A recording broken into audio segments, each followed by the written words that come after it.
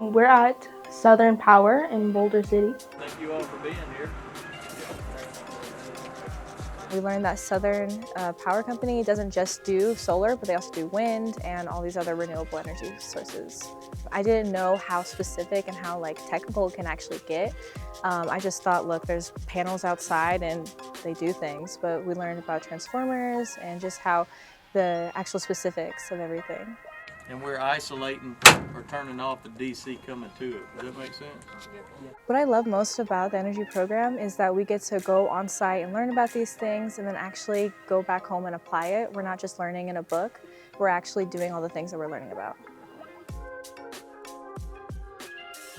At Northeast, we have these career leaves, and that's what you want to do when you get out of high school. And my career leaf is the wind energy engineer. Applying it actually and seeing it in person versus just seeing pictures of it in a textbook, learning about through words, it's very much different. It's easier to understand when you actually see it and you actually interact with it rather than just the words and the chapters that you read.